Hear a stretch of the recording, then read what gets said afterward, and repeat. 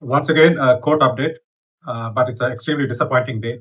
I filed a public interest litigation against illegal slaughtering of animals in chicken stalls, mutton stalls, and beef stalls. Now, this is rampant due to corruption, and the state is losing huge funds because if each and every one of these animals are slaughtered in the slaughterhouse, they would make a killing. But only 10% of the animals are being slaughtered in the slaughterhouse. 90% is being slaughtered on the shops, retail outlets, which is in violation of the Urban Local Bodies Act 1. Second, it is in violation of the Prevention of Cruelty to Animals Act, Slaughterhouse Rules 2001. And it is also in violation of Food Safety Act, I think 2006 or 10, whatever. So I filed this public interest litigation. On the food safety point of view, you're not supposed to slaughter sick animals. You're not supposed to pick up accident victims. Sometimes they might reach the same day after 2 days. Could be a dead animal. You're not supposed to slaughter that and send it out for retailing. The setup has to be hygiene. It has to be clean and it has to be completely sanitized, which normally does not if it's done in a shop.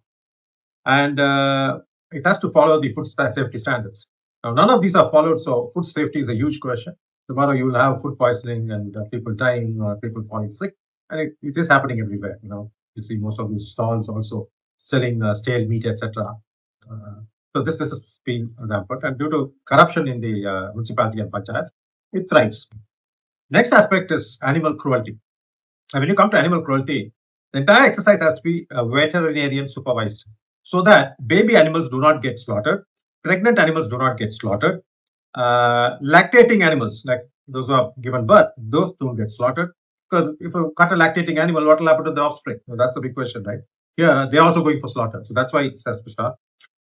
They have to be kept properly in the shade. And while slaughtering, one animal should not see another animal getting slaughtered, which is not impossible in small outlets, retail outlets. And most humane method is the stunning method. You have to make the animal unconscious before slaughtering it. So these are mandatory rules, and a slaughterhouse of let's say one veterinarian, based on the veterinarian, should not slaughter more than 12 per hour and 96 animals per day. So these are set of rules in the hospital rules. And animals should be inspected and thoroughly checked 24 hours before the slaughter. So these are steps which the state needs to implement, the municipalities and the panchayats. It's part of the Municipality Act and Panchayat Act. Still, they don't follow because they believe in taking a cut in all these violators. And this is a huge revenue loss, as I said, for the state. So unfortunately, the Madras High Court has rejected my PIL and dismissed, saying that it is too broad. In fact, the funny part is I had filed a writ of mandamus, which means I wanted this issue between me and the Corporation of Chennai. But the registry said, no, this is a matter of larger interest. You make it a public interest litigation. So for a public interest litigation, the Madras High Court, the judges who are listening to the case said, you need to have specific instances where you should have made representation based on that, because they were refusing to believe this is rampant across every stall, which we are aware. Unless you are a meat eater, you will not know this. You ask a vegetarian, he doesn't even go near those shops because the white man had set of strict procedures. Slaughtering always done outside the city limits. It's never in the meat stalls and muffin stalls and your beef stalls and your chicken stalls, right? So, and why would a vegetarian go there? So it's only a non-vegetarian who will be able to know this. I'm a non-vegetarian and I feel sick and sad, when I go to buy this. Because of that, I buy more of fish because they're all dead by the time we buy. And this online slaughtering is not okay. So unfortunately, it was turned down. The system has failed us. So every system has an issue here and there.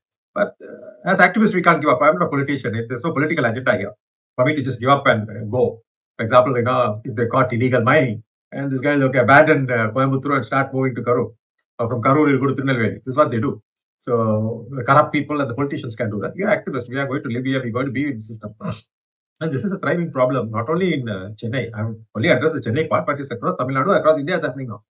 So this needs to be regulated, except for states which are ruled by hardcore, which is like Maharashtra, Gujarat and all that. Probably they can curtail this 100%. But in a state like Tamil Nadu, where biryani and beef eating is seen as pride, so it's very difficult. But we are activists. We got to fight the system, and we will work around it, and we will collect more evidence and to prove that every chicken stall or mutton stall is slaughtering animals. Because see, I was under the impression lordships know this, because every time you take a car and go drive around city, you'll see live chicken outside the stall. So all of them are violating. So if this is dismissed, and it's a shocker. So I'm going to take photographs. I'm going to file a review petition, and the fight is on. So So it's not just the public-private litigations which we fight. We also fight to get them admitted so that we'll be able to get results. Thank you very much for listening. Please share it around because these are things which these are eye openers. These are awareness creating videos. This is not targeting anybody or shaming anybody or trying to show our disgruntling etc. And it's an awareness video. So take it with a pinch of salt and please share it with others and the others who might be working on filing such public interest litigations in places like Madurai or Trichy anywhere should be alert and aware that this kind of questions will pop up and they should be prepared. So I'm going to go back to the same Madras High Court and fight this out. Thank you very much for listening.